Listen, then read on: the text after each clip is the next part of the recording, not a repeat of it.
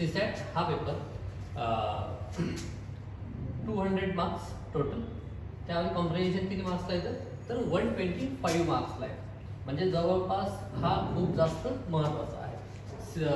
कॉम्प्रिहेन्शनचे तुम्हाला साधारणतः नाही एक्झॅक्टली सांगायला पाहिजे, साधारणतः 50 क्वेश्चन्स येतात बघा 125 मार्क्सला, आणि हे दरवर्षी येतात.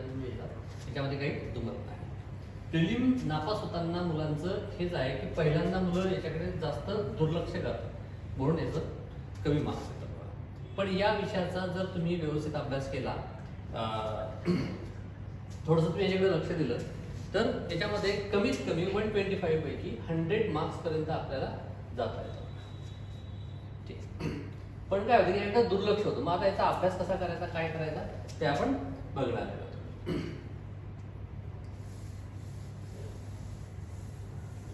ठीक आहे. तर आपण थोडं अजून डिटेलमध्ये जाऊया. कॉम्प्रिहेन्शन आपल्या सीसॅटच्या 80 क्वेश्चनमध्ये कॉम्प्रिहेन्शनचे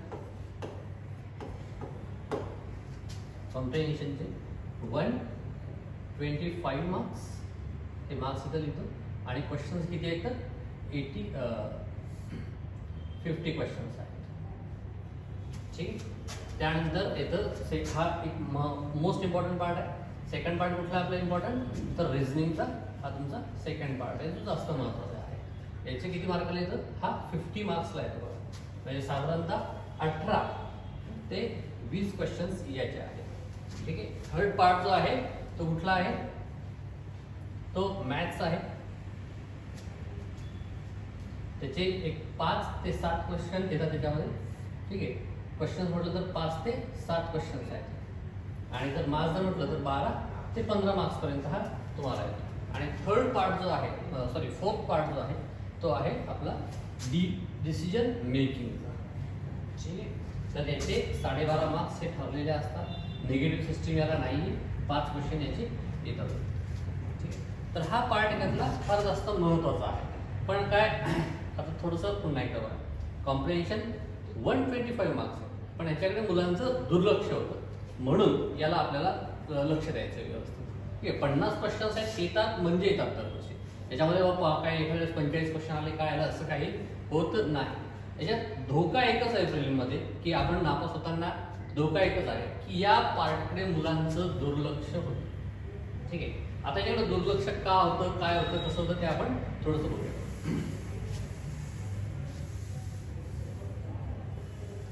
आता कॉम्प्रिहेन्शनकडे दुर्लक्ष होण्याची कारणं काय आहेत तर मुलांना स्वतःचा कॉन्फिडन्स नसतो की याचा अभ्यास कसा करायचा, काय करायचं.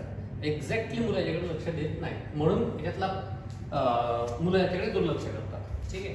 तर याचा अभ्यास करत असताना आपल्याला काही गोष्टी आहेत ज्याकडे लक्ष द्यायला पाहिजे. कसे क्वेश्चन सोडवायचे, काय सोडवायचं हे आपल्याला थोडंसं बघायला पाहिजे. कॉम्प्रिहेन्शन म्हणजे काय तर तुम्हाला आकलन, त्याला मराठीमध्ये काय आकलन हा शब्द दिला आहे. आकलन म्हणतात. आता आकलन म्हटल्याच्या नंतर तुम्हाला जी काही इन्फॉर्मेशन दिलेली आहे त्याच्यावर क्वेश्चन विचारलेले आहे. आता इन्फॉर्मेशन म्हणजे काय तर तुम्हाला 350 ते 400 शब्दांपर्यंत साधारणतः हा एक उतारा असतो.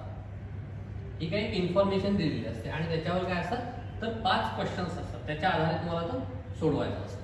ठीक आहे. एकदम सिम्पल वे आहे याचा. पण त्याच्यातले जर तुम्ही अभ्यास व्यवस्थित केला नाही तर याच्यातले जास्तीत जास्त 2 ते 3 क्वेश्चन्स बरोबर येतात, आणि दरवेळेस तुमचे 2 क्वेश्चन चुकतात.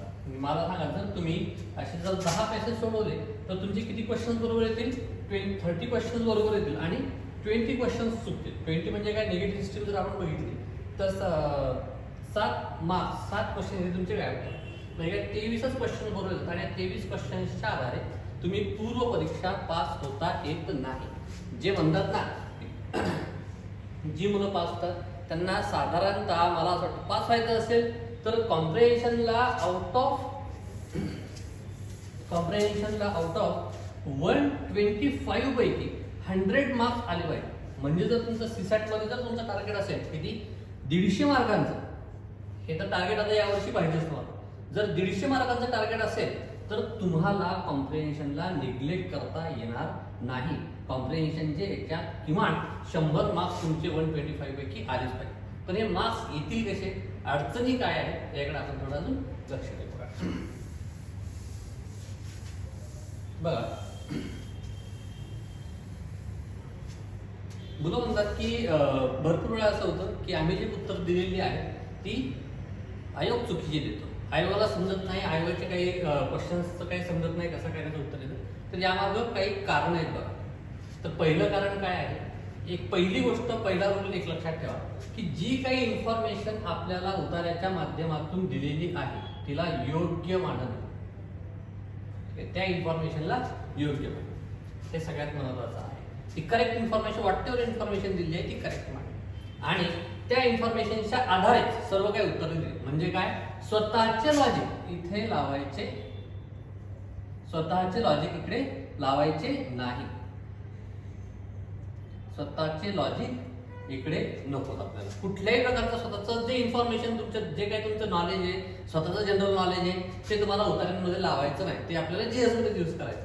ठीक आहे. तर पहिला एक यातला सगळ्यात महत्त्वाचा नियम म्हटल्यानंतर काय आहे, तर स्वतःचं जे काही जनरल नॉलेज आहे, स्वतःचे जे काही इन्फॉर्मेशन तुमच्याजवळ आहे ती उतार्यामध्ये लावायची नाही. म्हणजेच काय, ज्या इन्फॉर्मेशन आपल्याला मिळालेली आहे त्याच्या आधारे सर्व तुम्हाला उत्तर द्यायचे. ठीक आहे. स्वतःचं मनानं काही लिहायचं नाही, त्यामुळे जे काय आलेलं तिथूनच लिहायचं. ठीक आहे. तर ही इथं मुलांचं फार चुकतं बघायचं.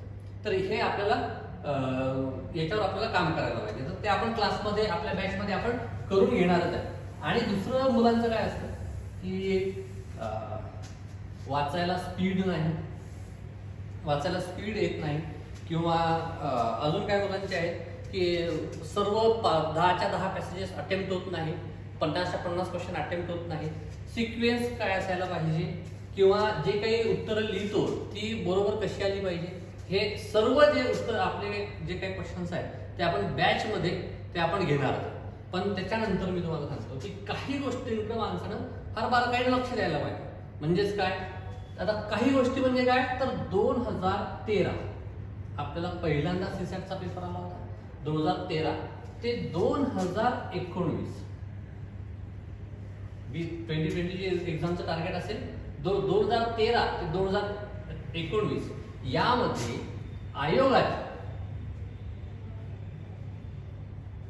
आयोगाचे जे काही क्वेश्चन्स आहेत, जे काही पेपर आहेत त्यांचं डिटेल ॲनालिसिस,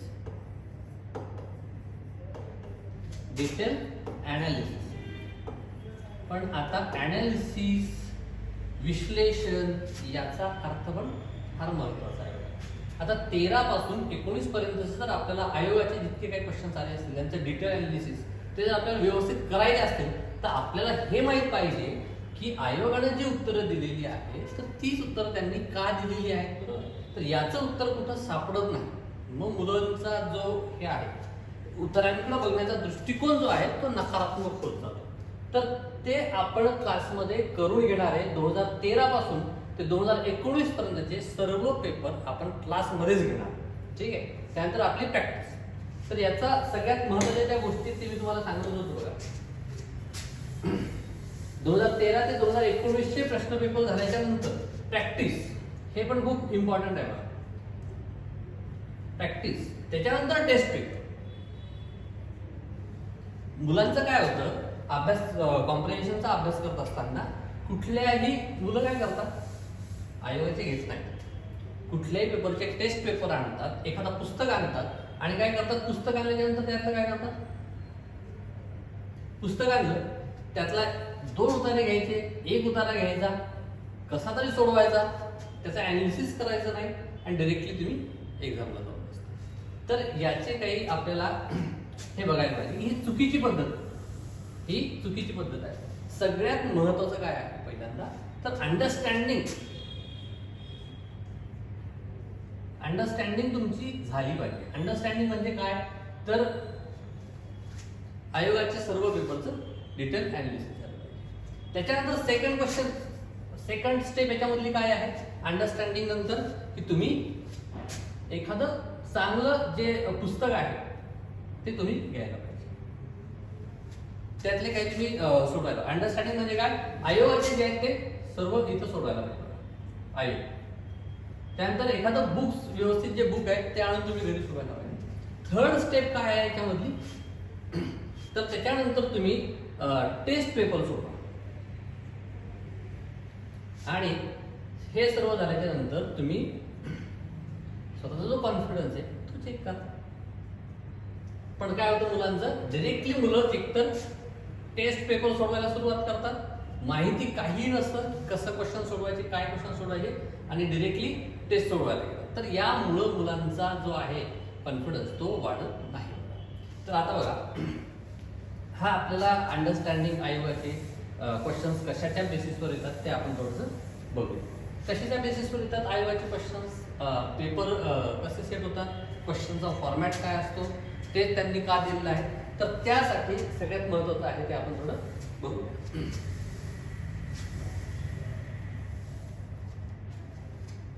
कॉम्प्रिहेन्शन म्हणजे काय, तर कॉम्प्रिहेन्शन मध्ये आपल्याला काही गोष्टींकडे लक्ष द्यायचं आहे. तर तिथं काय लक्ष द्यायचं आहे आपल्याला, किंवा की तुम्हाला जे काही इन्फॉर्मेशन दिली त्यामध्ये किती अर्थ निघतात, काय निघतात, कसे निघतात ते आपल्याला बघायचं. तर कॉम्प्रिहेन्शन मध्ये सगळ्यात महत्त्वाचे आहेत तर ते keywords. Keywords, hidden meaning, hidden meaning हे आपल्याला बघायला पाहिजे. ठीक आहे, कीवर्ड्स, हिडन मिनिंग, त्यानंतर कॉन्सेप्ट, जे काही कॉन्सेप्ट असतील ना हे सगळे अंडरस्टँड झाले पाहिजे. आता कॉन्सेप्ट कुठले कुठले आपल्या याच्यामध्ये, की जसं शक्य प्रयोजन काय आहे, उत्तराचं शक्य प्रयोजन, त्यानंतर काय केंद्रवर्ती संकल्पना काय आहे, केंद्रवर्ती संकल्पना काय आहे, शीर्षक काय आहे, त्यानंतर अजून काय याच्यात कॉन्सेप्ट आहेत, तर गृहीतके काय आहेत. 2015-16ला भरपूर क्वेश्चन याच्यात गृहीतकांवर विचारले आहेत. गृहीतके काय आहे, तर्क काय आहे, याच्यामध्ये डिफरन्स काय आहे, अनुमान काय आहे. तर याच्याकडे मुलं लक्ष देत नाही. तर हे काय, आधी कीवर्ड बघा, हिडन मिनिंग बघा, त्यानंतर कॉन्सेप्ट बघा, सगळं क्लिअर करून घ्या. ह्या पद्धतीनं तुम्हाला जायला पाहिजे. आता कीवर्ड्स म्हणजे काय, तर हे डायरेक्टली आपण काय करू, एक 2014चा पेपर डायरेक्टली त्यातला एक क्वेश्चन, एक पॅसेजेस आपण सोडून बघूया. तर त्याचे कसे कसे अर्थ निघतात ते आपण सर्व बघू. तर आधी ही सर्व क्लॅरिटी, ही सर्व अंडरस्टँडिंग आधी झाली पाहिजे. त्याच्यानंतर तुम्ही प्रॅक्टिसवर उतरा. डायरेक्टली आधी प्रॅक्टिसवर उतरू नका आणि नंतर आयोगाकडे येऊ नका. आधी आयोग, नंतर पुस्तक, नंतर टेस्ट आणि नंतर आयोग आपल्याला पेपर द्यायचा, अटेम्प्ट करायचा. यानुसार जर गेलं तर ठीक आहे. काही काही मुलांचं तर मी इतकं खतरनाक काही गोष्टी बघितलेल्या आहेत की मुलं काय म्हणतात की काही मुलं तर म्हणतात आम्ही डायरेक्टली आयोगाला गेल्याच्या नंतरच सोडवतो उतार. तर हा सुसाईड अटेम्प्ट आहे. हा तर कधीच त्याच्यात मार्क्स येत नाही बघा. आणि एक अटेम्प्ट म्हणजे साधारणतः 2 वर्षाचा कालावधी आहे, कमीत कमी 2 वर्षाचा कालावधी. तर हे जर तुम्हाला पास व्हायचा असेल तर यानुसार आपल्याला जायला पाहिजे. आता कीवर्ड्स काय आहेत, हिडन मिनिंग कशा असतात ते डायरेक्टली आपण आयोगाचा एक सोडूनच बघूया. ठीक आहे, डायरेक्टली आपण त्याच्यावर उतरूया, जास्त काही हे न करता.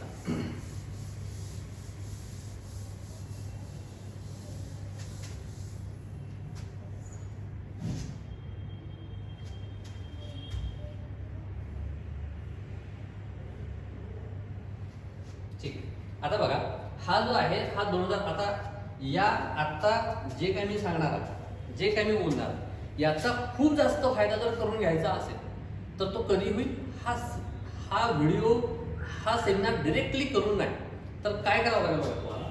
तुम्ही 2014चा पहिला जो पॅसेज आहे तो तुम्ही आधी वाचा, तो सोडवा आणि त्याच्यानंतर त्याच्या पुढचा व्हिडिओ बघा. त्याशिवाय याचा फायदा होणार नाही. ठीक आहे, जे काही कीवर्ड्स वगैरे असतील त्यांचा काही तुम्हाला समजणार नाही. आता बघा सुरुवात हा आहे 2014. ठीक आहे, आता थोडंसं अजून सांगतो. काही मुलांचं काय चुकतं की आधी पॅसेज वाचायचे, आधी पॅसेज की प्रश्न. हा खूपच लोकांचा खूप मोठा प्रश्न आहे. आधी पॅसेज वाचायचा की आधी प्रश्न वाचायचा. तर बघा मी रिकमेंड करतो की आधी पॅसेज वाचायला पाहिजे, प्रश्न आधी वाचायचे नाही. आता जर तुम्ही आधी प्रश्न वाचले तर होणार काय आहे, तर त्याचा सगळ्यात मोठा धोका तुम्हाला.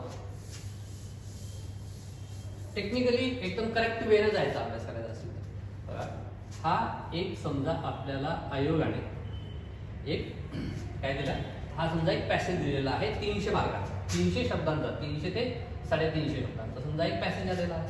याच्यावर तुम्हाला 1 2 3 4 आणि 5 हे 5 क्वेश्चन्स आहेत समजायचं. काय होतं आधी जर तुम्ही क्वेश्चन जर वाचले तर काय होतं की या क्वेश्चन्स मधले काही महत्वाचे शब्द तुमच्या लक्षात राहतात आणि सगळ्यात जास्त लक्षात काय राहतं तर चौथ्या आणि 5व्या क्वेश्चन मधला काही महत्वाचे शब्द तुमच्या लक्षात राहतात. आणि मग काय करता तुम्ही ह्या पॅसेज मध्ये तुम्ही एक शोध मोहीम राबवता. कशाची शोध मोहीम राबवता की क्वेश्चन्स जे काही शब्द तुम्हाला आहेत ते शब्द तुम्ही इथं शोधण्याचा प्रयत्न करता. मग काय होतं की आकलन हा जो शब्द आहे आकलन कॉम्प्रेहेन्शन ज्याला म्हणतात ते सर्वच बाजूला राहतात. तुम्ही कॉम्प्रेहेन्शन करत नाही तुम्ही काय करता शोधता आणि हे जर शोधायचं असतं तर हायवाडा हे असं तुम्हाला दिलं असतं. आता बघा मग काय होतं आकलन न झाल्यामुळे काय होतं पहिला तुम्ही क्वेश्चन वाचता आणि तुम्ही काय करता पॅसेज मध्ये जाता पुन्हा तो सर्व पॅसेज वाचता. सेकंड मध्ये तुम्ही क्वेश्चन मध्ये जाता पूर्ण पॅसेज मध्ये जाता पुन्हा तो पॅसेज पूर्ण वाचता. थर्ड तुम्ही काय करता पुन्हा पॅसेज मध्ये जाता आणि यातले हे क्वेश्चन दोन तुमचे आले. मला सांगा जर तुम्ही एक पॅसेज 4 वेळा जर वाचत असाल एक पॅसेज जर 4 वेळा वाचत असाल तर किती क्वेश्चन्स तुमचे सोडून होतील. मला असं वाटतं की जास्तीत जास्त 4 ते 5 पॅसेजेस तुम्ही सोडवू शकता त्याच्यावर नाही. 4 ते 5 पॅसेज म्हणजे काय 20 ते 25 क्वेश्चन फक्त आणि 10% याच्यामध्ये तुमची ऍक्युरसी खूप चांगली राहते. नो डाऊट तुम्ही जर आधी जर क्वेश्चन जर वाचला तर तुमची ऍक्युरसी जास्त राहते पण क्वेश्चन जास्त सॉल्व्ह होत नाही मार्क्स जास्त येत नाही म्हणून नापास होण्याचे जास्त मुलांचे याच्यामध्ये पर्सेंटेज जास्त आहे. म्हणून कॉम्पिटिशन खूप जास्त स्ट्रॉंग आहे. टेक्निकल वेळे तुम्हाला कसं फास्ट सोडवता येईल ते आपल्याला बघायचं. म्हणून आधी माझं म्हणणं काय आहे तर आधी तुम्ही पॅसेजच वाचा त्याशिवाय पुढे जाऊ नका. मग आधी पॅसेज वाचत असताना मुलं म्हणतात की कुठल्या शब्दांवर लक्ष द्यायचे कसा वाचायचा ते काही माहिती म्हणून आपण काय करणार आहे तर तो एक पॅसेज आपण आता घेणार. ठीक आहे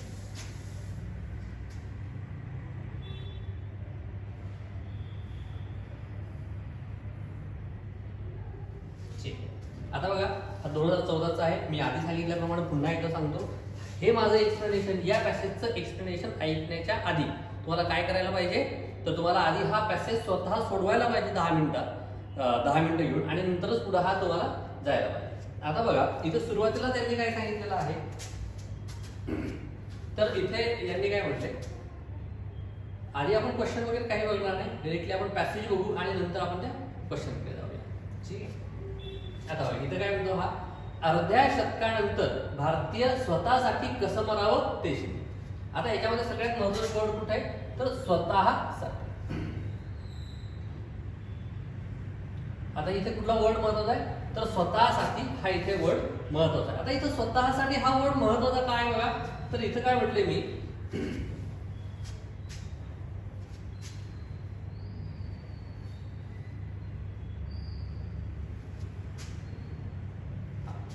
तिथे काय म्हटलं त्यांनी आधी काय म्हटलं तिकडे अर्ध्या शतकानंतर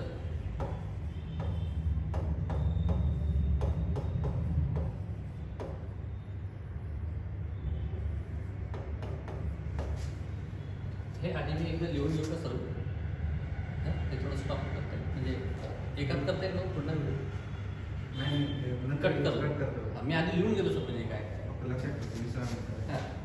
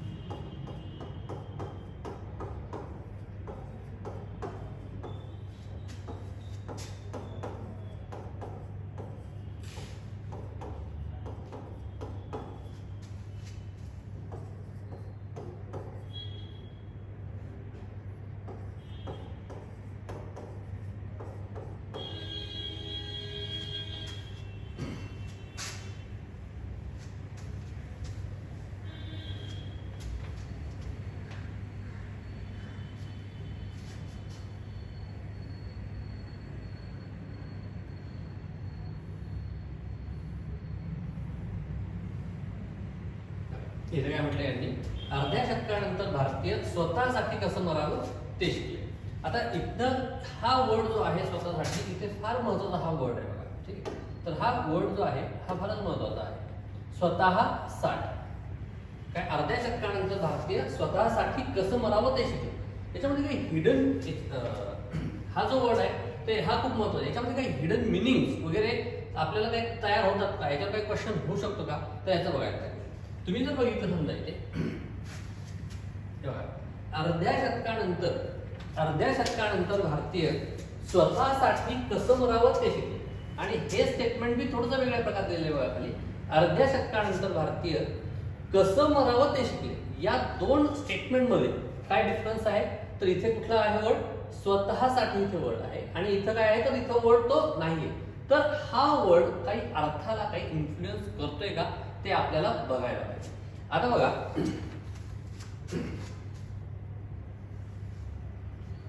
याचा अर्थ काय होतो, अर्ध्या शतकानंतर भारतीय स्वतःसाठी कसं मरावं ते शिकले. म्हणजे याचा अर्थ काय होतो की अर्ध्या शतका आधी, म्हणजे काय पूर्वी, समजा आपण याला शब्द वापरू पूर्वी भारतीयांना मरण माहित आहे, फक्त काय तर स्वतःसाठी नाही. म्हणजे याचं काय, पूर्वी मरण माहित आहे, मरण माहित फक्त काय तर स्वतःसाठी नाही. ठीक आहे, मरण माहित आहे पण स्वतःसाठी नाही, स्वतःसाठी नाही. याचा काय अर्थ होतो इथे, अर्ध्या शतकानंतर भारतीय कसं मरावं ते शिकले. म्हणजे पूर्वी मरण माहीत आहे का, म्हणजे पूर्वी मरणच माहीत नाहीये, आता कुठं मरण शिकायला लागले. अर्ध्या शतकानंतर भारतीय कसं मरावं ते शिकले, आधी मरण माहीतच नाही. इथे काय अर्थ आहे की पूर्वी मरण माहीत आहे फक्त स्वतःसाठी नाही. आपल्या पॅसेज मध्ये आलेला हा हे स्टेटमेंट आहे बघा, आपल्या पॅसेज मध्ये आले. तर याच्यासाठी इम्पॉर्टंट जे आहे ना, हे असे अर्थ तुमच्या लक्षात यायला पाहिजे बघा. याच्यावरच आयोगानं एक्झॅक्टली क्वेश्चन विचारलेला आहे. काय, अर्ध्या शतकानंतर भारतीय स्वतःसाठी कसं मरावं ते शिकले. स्वतःसाठी कसं मरावं ते शिकले म्हणजे याचा अर्थ काय, मरण माहित आहे, मरण माहित फक्त स्वतःसाठी नाही. तर याच्यावर डायरेक्टली आयोगानं क्वेश्चन विचारलेला आहे, हे मॅटर करतं बघा. हा क्वेश्चन कुठं आहे ते आपण जर बघूया.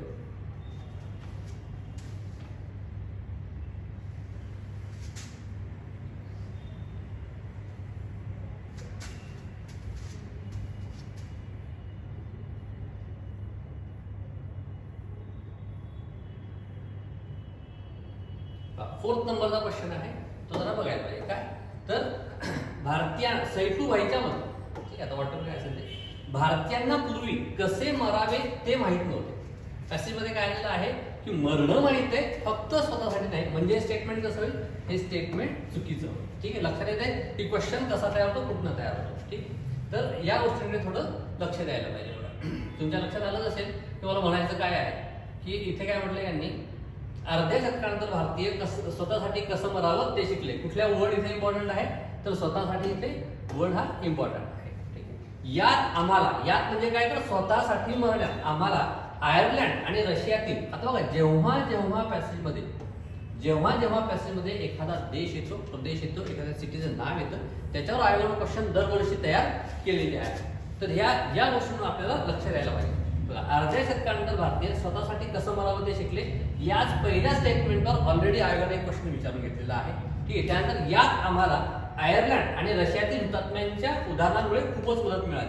जेव्हा जेव्हा पॅसेजमध्ये एखादा देश येतो, प्रदेश येतो, एखाद्या सिटीचं नाव येतं, विलेजचं नाव येतं, एखाद्या क्लायमॅटिक रिजन येतो, त्याच्यावर 100% क्वेश्चन येतात. म्हणून याला गोल करायला पाहिजे. ठीक आहे, त्यानंतर काय म्हणतो, म्हणून याचं देखील मूळ केवळ भारतात शोधणं चुकीचं होईल ना. अलबत म्हणजे काय तर ऑफकोर्स. ठीक आहे, ऑफकोर्स कुणाचं नाव नाहीये. अलबत सैफूभाई सगळ्या जगाच्या धागेदोरे एकमेकात गुंतलेले आहेत. बघा इथं काय शब्द आलेला आहे, सैफूभाई. जेव्हा जेव्हा पॅसेजमध्ये एखाद्या व्यक्तीचं नाव येतं, तेव्हा कुठलाही राजकारणी असो, साधा मनुष्य असो, कुणीही असो, आपल्या ओळखीचा असो नसो, कुणाचंही नाव आलं की त्याला गोल करायचं, त्याच्यावर क्वेश्चन येण्याचे चान्सेस जास्त आहेत. बघा ह्या जर गोष्टी तुम्हाला माहीत असतील की जसे देशाचं नाव सांगितलं गोल करायचं, इथं व्यक्तीचं नाव आलं गोल करायचं, क्वेश्चन येतात त्याच्यावर. मग हे जर माहित असेल त्याच्यावर क्वेश्चन येणार आहेत, तुम्ही जास्त फोकस होणार तिथे. बघा नंतर काय म्हणतो, सगळ्या जगाच्या धागेद्वारे एकमेकात गुंतलेले आहे. शंकर कोणत्याही क्रांतिकारक चळवळीचं सामर्थ्य 2 गोष्टींवर निर्भर असतं.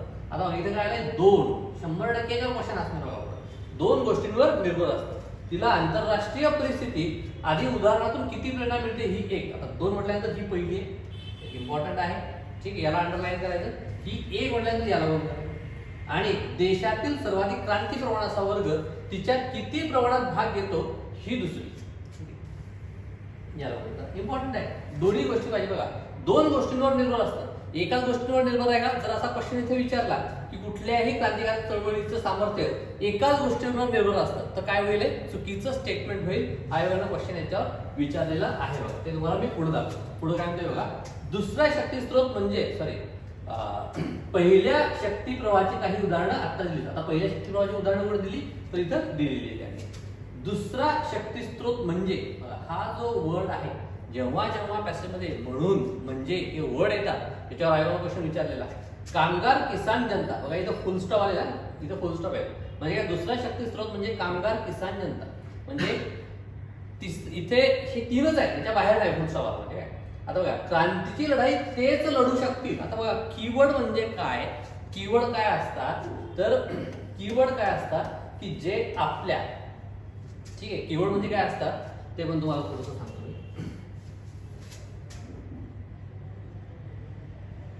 कीवर्ड काय असतात तर हे आपल्याला थोडंसं बघायला पाहिजे की कीवर्ड्स काय असतात जे आपल्या विधानाला एक विशिष्ट अर्थ देतात.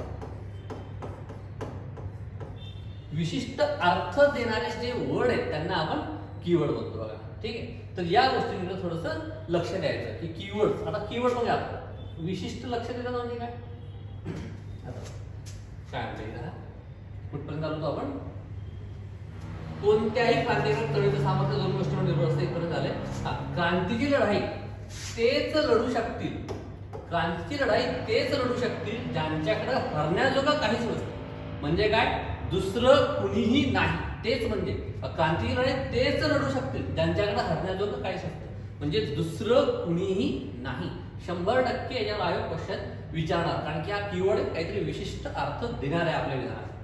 ज्यांच्याकडे हरण्याजोगं काहीच नसतं. आता बघा, मग हरण्याजोगं काय काय आहे. तोड होऊ शकत नाही. सकिनाच्या ओठांची लाली, हा बंगला, ही बापाची तालुकीदारी गाव, गमावण्याची भीती ज्याला वाटते तो कसला क्रांतीचा सैनिक होणार. म्हणजे काय, इथं क्वेश्चन मार्क आहे. म्हणजेच काय, तो क्रांतीचा सैनिक होऊ शकणार नाही. काय म्हणतोय, क्रांतीचं वाहन सामान्य जनताच होऊ शकेल. इथं कीवर्ड काय आलेला आहे, सामान्य जनता. जनताच हा कीवर्ड नाही इथे. काय कीवर्ड आहे, सामान्य जनता हा पूर्ण कीवर्ड. म्हणजे याचा अर्थ काय, दुसरं कुणीही होऊ शकणार नाही. थोडंसं आपण या बोर्डवर जाऊया. इकडे काय म्हणतोय, हा क्रांतीची लढाई तेच लढू शकतील ज्यांच्याकडे हरण्याजोगं काहीच नसतं. म्हणजेच काय, दुसरं कुणीही नाही. क्रांतीचं वाहन सामान्य जनताच होऊ शकेल. याचा अर्थ काय व्हा, सामान्य जनता च लागला म्हणजे काय, दुसरं कुणीच नाही. म्हणजे याचा अर्थ काय, जर आपण इथं म्हटलं की श्रीमंत क्रांती करू शकत नाही, हे विधान कसं होईल, हिडन मिनिंग तयार करतोय बघा. हा शब्द, हा जो वर्ड आहे हा हिडन मिनिंग तयार करतोय. श्रीमंत क्रांती करू शकत नाही,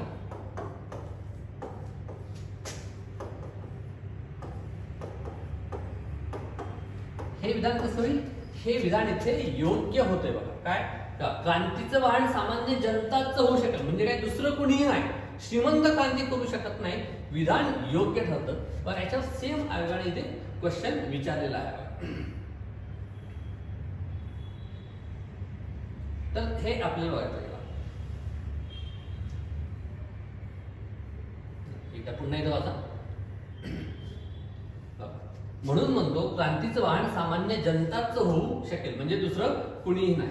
इकडे काय लगेच क्वेश्चन आलाय बघा.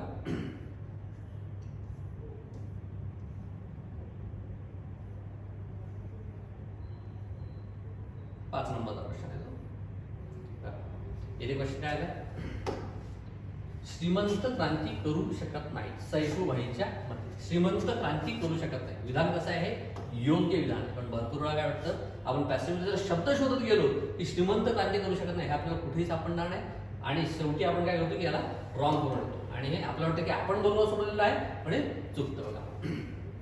म्हणून या गोष्टींकडे लक्ष आहे. श्रीमंत क्रांती करू शकत नाही हे कुठून आलेलं आहे, हा कीवर्डच्या आधारे विचारलेला प्रश्न.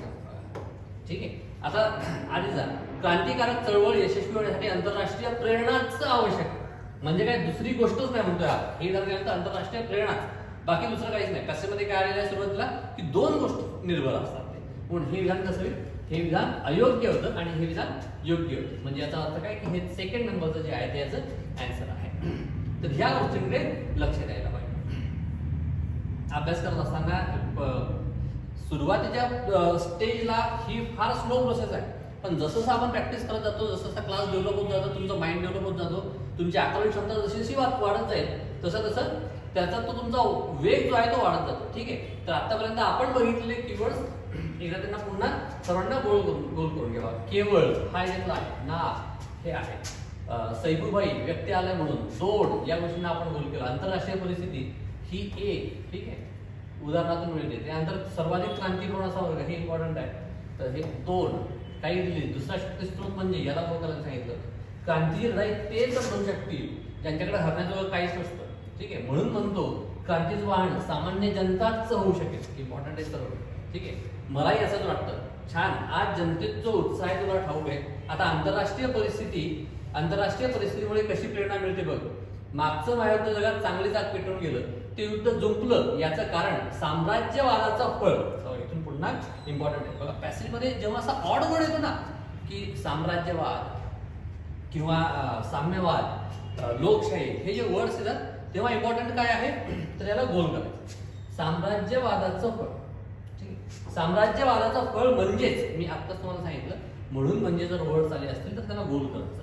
हे याच्यावर इम्पॉर्टंट असतं. याच्यावर आयडॉन क्वेश्चन विचारलेले आहे. साम्राज्यवादाचा फळ म्हणजे भांडवल आणि पक्का माल यासाठी सुरक्षित बाजारपेठा ताब्यात ठेवण्याची किंवा हिरावून घेण्याची धडपड.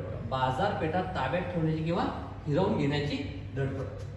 जर्मनीला नव्या वसाहती हव्या होत्या. आत्ताच मी तुम्हाला सांगितलं 2 मिनिटापूर्वी, जर पॅसेजमध्ये जेव्हाही एखादा देश येईल त्याला गोल करा, त्याच्यावर क्वेश्चन येण्याचे चान्सेस काय तर जास्त आहेत. आता जर्मनीचा देश आला, याच्यावर काही ना काही क्वेश्चन येऊ शकतो बघा. जर्मनीला नव्या वसाहती हव्या होत्या. तिथे काय शब्द आलाय? वसाहती. ठीक आहे. इकडे काय म्हणतोय? बाजारपेठा हा इथे वर्ड. ठीक आहे. याच्यावर काही क्वेश्चन आलेला आहे का ते आपण थोड्या वेळात बघूया बघा.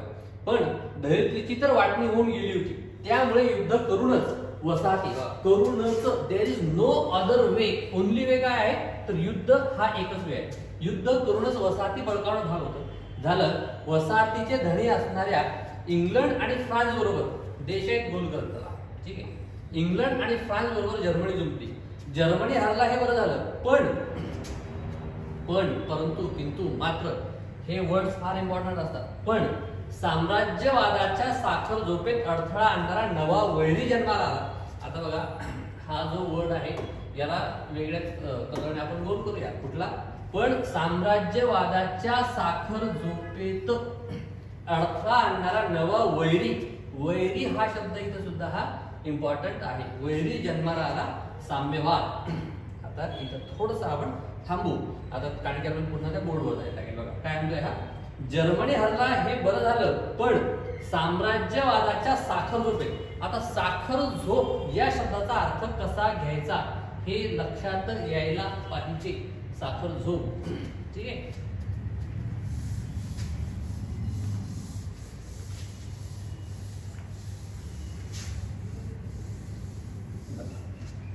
काय वर्ड होता तो? साखर झोप. साखर झोप म्हणजे काय? साखर झोप म्हणजे आपल्याला काय वाटतं की गाढ झोप. ठीक आहे. शब्द काय आलेला आहे? साम्राज्यवादाच्या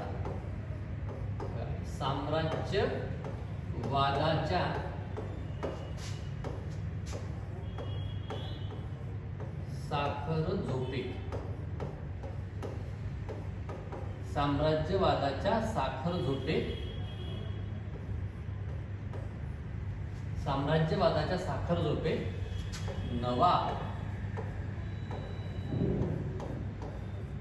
वैरी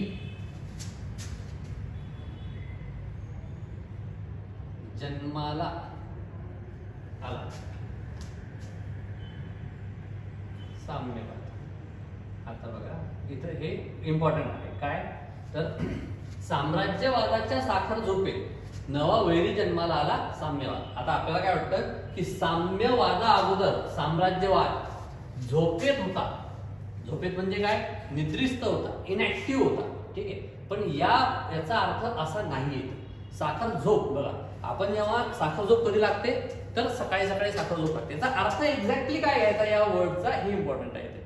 ठीक आहे, साखर झोप म्हणजे काय? आपल्याला कधी लागते साखर झोप? तर सकाळी लागते पहाटे पहाटे. ठीक आहे, पहाटे पहाटे. म्हणजेच काय? झोपेची प्रक्रिया साखर झोपेमध्ये कशी असते? विकासाच्या उच्च मर्यादेमध्ये असते. ते गाढ झोप आहे. म्हणजे याचा अर्थ काय? हा वर्ड कधी वापरतात? जेव्हा एखादी प्रक्रिया विकासाच्या उच्च मर्यादेमध्ये असेल. ठीक आहे, विकासाच्या उच्च मर्यादेमध्ये असेल तेव्हा साखर झोप हा शब्द वापरतात. म्हणजे आता समजा 13 सप्टेंबरला आपली एक्झाम आहे, तर आता तुमच्या अभ्यासाची जी प्रक्रिया आहे, जी अवस्था आहे, ती कशी असायला पाहिजे? साखर झोपेमध्ये असायला पाहिजे. म्हणजे काय? विकासाच्या उच्च मर्यादेमध्ये असायला पाहिजे. म्हणजे जे काय तुमचे एफर्ट्स आहेत, जे काही तुमची ताकद आहे, ती सर्व तुम्ही लावायला पाहिजे. म्हणजे काय? विकासाच्या उच्च मर्यादेत. म्हणजे काय? म्हणजे साम्यवाद येण्याच्या अगोदर साम्राज्यवाद याची प्रोसेस कशी असणार? कुठल्या विकासाच्या कुठल्या स्टेजला असणार तो? तर उच्च मर्यादेत तो असणार. ठीक आहे, साखर झोपेमध्ये असणार. मग आता साखर झोपेचा असा अर्थ घ्यायला पाहिजे. जर आपण याचा अर्थ घेतला की तो निद्रिस्त होता, ठीक आहे, तो निद्रिस्त होता, झोपेत होता, तो इनऍक्टिव्ह होता. ठीक आहे, तर हे मग काय होतं? असे जर तुम्ही शब्दशः जर अर्थ घेत गेला तर मग हे चुकायला लागते बघा. आता बघा हेच आता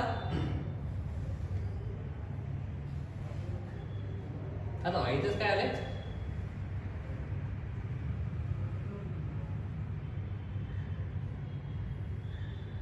साम्राज्यवादाच्या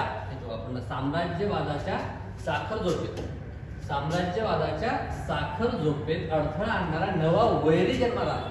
आता बघा, म्हणजे याचा अर्थ काय? साम्यवादा अगोदर साम्राज्यवाद या विकासाच्या उच्च मर्यादेमध्ये तो निद्रिस्त होता का? नाही. ठीक आहे, तो निद्रिस्त नव्हता. म्हणून बघा याच्या क्वेश्चन एक्झॅक्टली क्वेश्चन आयोगाचे आलेले. इथं मार्क खातो बघा. इथं आपण असे क्वेश्चन सोडवतो ना, मग तेव्हा काय वाटतं की आपण सोडवलं बरोबर होतं, मग चुकलं कसं काय? मग या गोष्टीकडे लक्ष द्यायला पाहिजे. 3 नंबरचा क्वेश्चन आहे, साम्यवादा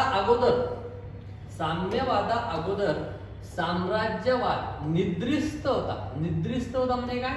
झोपेत होता. झोपेत होता का? तो इनॅक्टिव्ह होता का? नाही.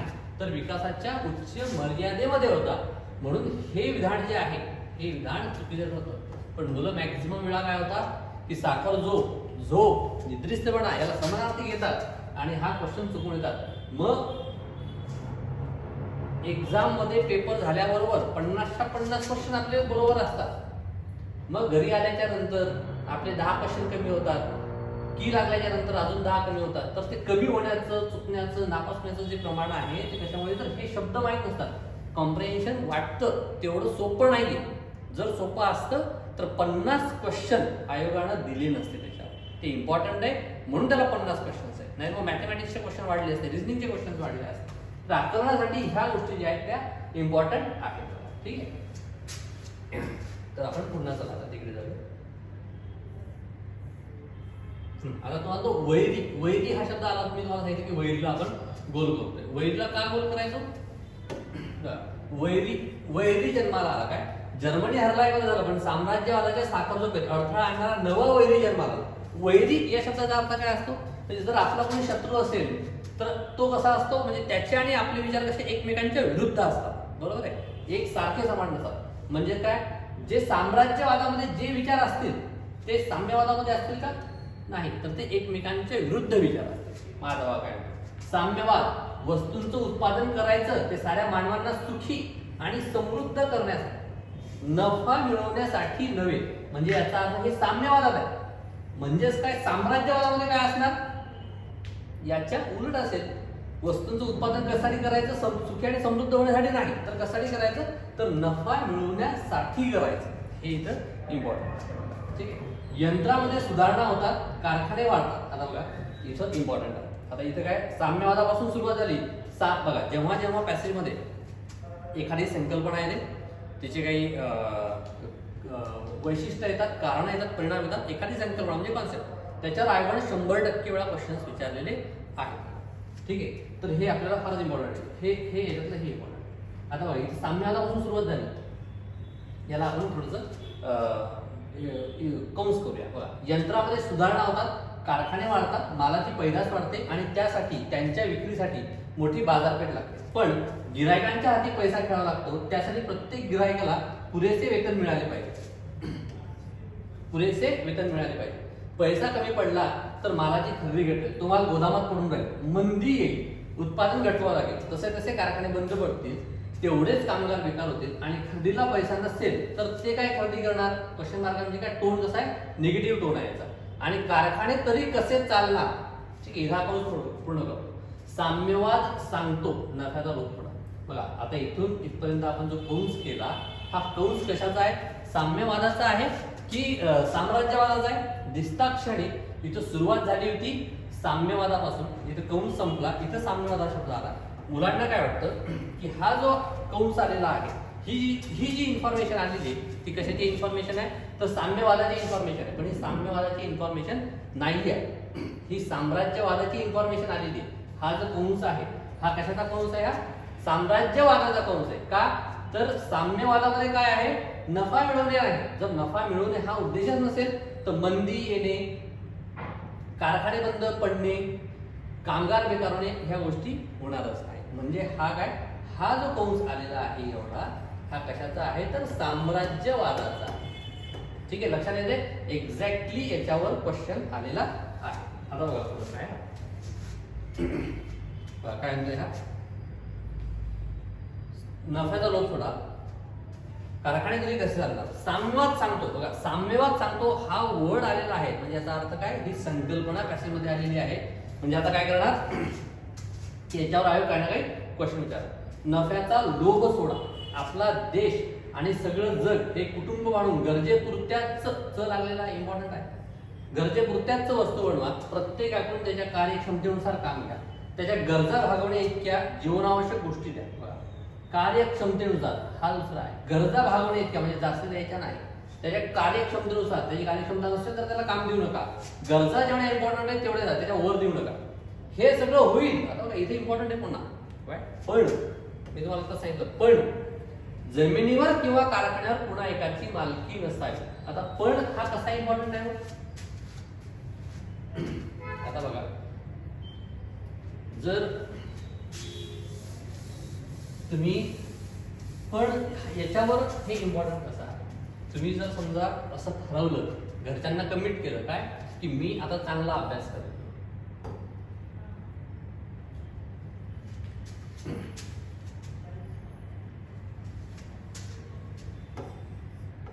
मी चांगला अभ्यास करतो,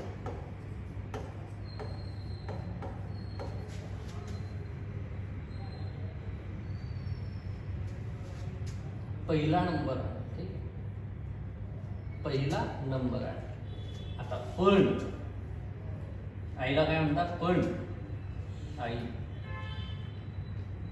तू मला सकाळी 4ला उठवायचं. आता बघा म्हणजे याचा अर्थ काय? पण जेव्हा आपण लावतो तर कंडिशन काय झालेली आहे? हे सगळं मी करत, हे करणार, हे करणार, पण कधी? जर 4ला उठवलं तर. म्हणजे याचा अर्थ काय? हे करण्यासाठी कंडिशन काय?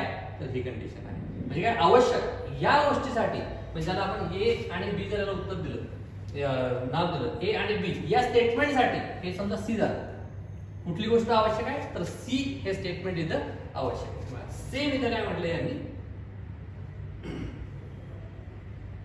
सेम इथे काय म्हटलं यांनी की बघा हे सगळं होईल, पण आता हे सगळं म्हणजे काय? तर हे वरच्या गोष्टी कुठल्या कुठल्या? तर नफ्याचा लोभ सोडता येईल, सगळं देश हे कुटुंबही मानता येईल. ठीक आहे, ही पण गोष्ट होईल. कार्यक्षमतेनुसार काम पण देऊ आपण, जीवनाशक एवढ्या गोष्टी पण देऊ, पण हे कधी होईल? पण जमिनीवर किंवा कारखान्यावर पुन्हा एकाची मालकी नसावी. आता पुन्हा एकाची नसावी म्हणजे काय? कुणाचीच नसावी असं म्हणतोय का? नाही. म्हणजे काय? सर्वांची मालकी असावी, एका माणसाची नाही. उत्पादनाची सर्व साधनं भल्या मोठ्या कुटुंबाच्या मालकीची हवी. आता भल्या मोठ्या कुटुंबाच्या म्हणजे काय, समाजाच्या मालकीची असावीत, एकत्रित मालकीची असावीत असं हा म्हणतोय बघा. पहिलाच क्वेश्चन आहे. ठीक आहे, हा तुम्ही आधी वाचायला पाहिजे. हा पॅसेज आधी वाचा, सोडवा आणि त्याच्यानंतर मग इकडं हे करा. काय म्हणतोय, पुढील विधानांचा उतार्याच्या संदर्भात, म्हणजे याचं काय म्हणतोय, हा उतार्याच्या संदर्भात म्हणजे काय, तुमचं स्वतःचं जनरल नॉलेज सांगू नका. जे काय असेल ते काय सांगू नका. साम्यवादात उत्पादनाची साधनं एकत्रित मालकीची असावीत. येस, आपण आता वाचलं. नफ्याचा लोभ सोडावा. येस, आपण वाचलं. साम्यवादासंबंधित वाचलेलं आहे ते. त्यानंतर काय, व्यक्तींना गरजेपुरत्याच जीवनावश्यक गोष्टी मिळाव्यात. येस, तिन्ही विधान बरोबर. पण याच्यात आपण बघा, पण हा शब्द आपण कुठं बघितला होता, पण कुठल्या विधानासाठी बघितला होता की उत्पादनाची साधनं एकत्रित मालकीची असावी ही कंडिशन सांगितली होती बघा पॅसेजमध्ये. पण नंतर आलेलं जे विधान आहे ते हे होते. इथंच दिलेलं आहे काय की हे सगळं होईल पण कधी, पण हे सगळं होईल पण काय, जमिनीवर किंवा कारखान्यावर पुन्हा एकाची मालकी नसावी. उत्पादनाची साधनं भल्या मोठ्या कुटुंबाच्या मालकीची हवी. म्हणजे काय, ही कंडिशन आहे. एकत्रित मालकीची असावी ही कंडिशन इथे आलेली आहे. उत्पादनाची साधनं एकत्रित मालकीची हवी, ही कंडिशन आहे आपल्या पॅसेजमध्ये आलेली. इम्पॉर्टंट बरोबर आहे, ही कंडिशन आहे. नफ्याला लोभ सोडावा बरोबर आहे. व्यक्तींना गरजेपुरते जीवनावश्यक गोष्टी मिळा. येस, बरोबर. कुठल्या याचं इथं उत्तर, 3 नंबरचं याचं उत्तर येतं बघा. तिन्ही बरोबर. ए व बी हे सी करता आवश्यक. इथं थोडंसं आहे चुकलं, तर इथं वच्या ठिकाणी इथे हे पाहिजे होतं. ए हे बी व सी करता आवश्यक. 3 नंबरचं याचं उत्तर निघतं बघा. ठीक आहे, आता पहिला क्वेश्चन झाला आपला. पुढे सेकंड क्वेश्चन. इथं काय, सैफूबाईच्या मध्ये साम्यवाद काय सांगतो बघा. क्वेश्चन पुढे तयार झालेला आहे. हा साम्यवाद काय सांगतो म्हणजे काय, तर क्वेश्चन पुढे तयार झालेला आहे. तर साम्यवादाचे जे काही तुम्हाला वैशिष्ट्य आलं, मी तुम्हाला आधी पण सांगितलं, जर पॅसेजमध्ये एखादी संकल्पना येत असेल, पॅसेजमध्ये एखादी संकल्पना येत असेल तर त्याच्यावर आयोग त्याच्या वैशिष्ट्यांवर, म्हणजे कारणांवर, परिणामांवर आयोग क्वेश्चन विचारतो. बघा क्वेश्चन आहे, नफ्याचा लोभ सोडावा. येस, आलेला आहे. लोकांना भरपूर वेतन द्यावे. भरपूर वेतन आलं होतं का, नाही. इथं काय आलं होतं, पुरेसे. ठीक आहे, म्हणून हे विधान चुकीचं आहे. उत्पादनाच्या साधनांवर एकत्रित मालकी असावी. आता जो पहिला क्वेश्चन बघितला तोच रिपीट झाला. इथं प्रत्येकाकडून त्याच्या गरजेनुसार काम करून घ्या. गरजेनुसार नाही तर काय आहे तिथे, कार्यक्षमतेनुसार यायला पाहिजे. म्हणजे याचा अर्थ काय की काय, कुठले दोन विधानाबरोबर, ए आणि सी, म्हणजे काय 4 नंबरचं हे येतो. ठीक, आता थोडासा एकदा विचार करा अजून की हे जे विधान आहे, लोकांना भरपूर वेतन द्यावे. भरपूर वेतनच्या ठिकाणी जर आपण पुरेसे जर शब्द असता, म्हणजे 18-19 ला जो पॅटर्न आपण बघितला, 17, 18 आणि 19 ला सोपं आहे पण चुकतं. कसं, इथं जर सुद्धा आलं लोकांना भरपूर वेतन द्यावे, भरपूर या शब्दाच्या ऐवजी जर पुरेसे हा शब्द आला असता, कसा लोकांना पुरेसे वेतन द्यावे, तर हे विधान योग्य झालं असतं का. मला वाटते की 100% लोकांना असं वाटलं असेल की येस, हे विधान बरोबर झालं असतं. पण नाही, हे विधान बरोबर नाही. हे विधान चुकतंच. तरी का, पॅसेजमध्ये काय आलेलं आहे, क्वेश्चन कशा संबंधी आहे, साम्यवादा संबंधी. उत्तर कशा संबंधी यायला पाहिजे, साम्यवादा संबंधी यायला पाहिजे. ठीक आहे, पॅसेजमध्ये काय कशा संबंधी आलं होतं ते बघायचं.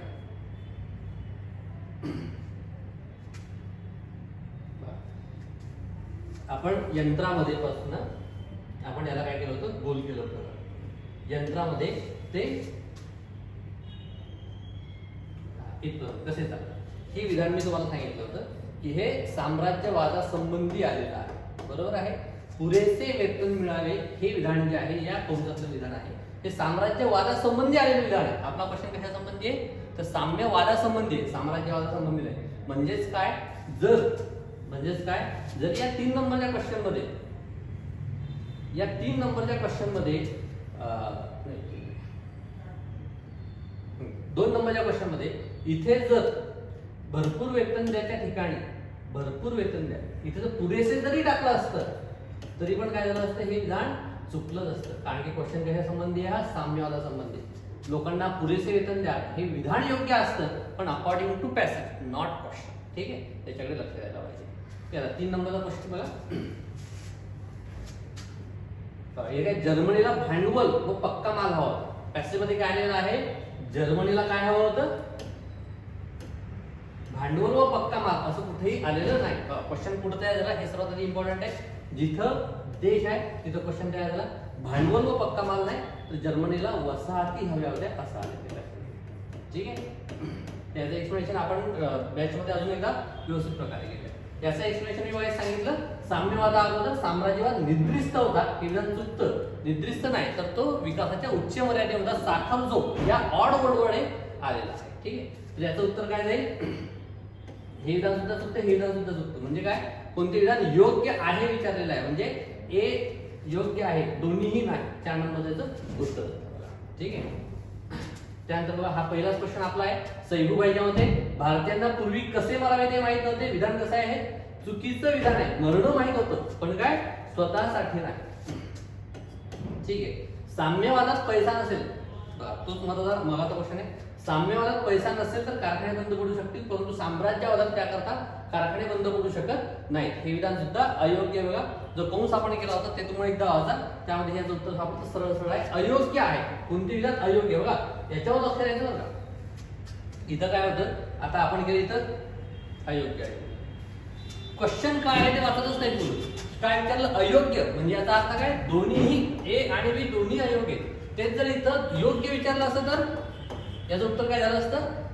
हे उत्तर झालं असतं 4 नंबर. क्वेश्चन काय? अयोग्य म्हणजे याचं उत्तर 3 नंबर. ए आणि बी दोन्हीही अयोग्य. योग्य आणि अयोग्यवर इथं क्वेश्चनवर लक्ष द्यायचं. त्याशिवाय काही खरं नाही. त्यानंतर 5 नंबर बघा. सैफुबाईच्या मते क्रांतिकारी चळवळ यशस्वी होण्यासाठी आंतरराष्ट्रीय प्रेरणाच नाही. आंतरराष्ट्रीय प्रेरणाच नाही तर इथे 2 गोष्टी सांगितल्या होत्या, एकच नाही. प्रेरणाच म्हटल्यानंतर कीवर्ड होतो हार्ड करतो स्टेटमेंट म्हणून हे श्रीमंत क्रांती करू शकत नाही. येस विधान याचं एक्सप्लेनेशन सुरुवातीला दिलेलं आहे. म्हणजेच काय? बी योग्य परंतु ए अयोग्य. या इतक्या डिटेल मध्ये इतकं बारीक हे वाचायला पाहिजे. या एक्सप्लेनेशनचा फायदा कधी होईल? तुम्ही जर आधी जो पॅसेज वाचला तर 2014चा पॅसेज आहे, पहिलाच पॅसेज आहे. ठीक आहे. तर बघा आपली बॅच जी आहे ऑनलाईन बॅच आहे ही बॅच आपण अशाच प्रकारे हे एक्सप्लेनेशन वगैरे तुम्हाला मिळतील. हे कधी चालू होणार आहे?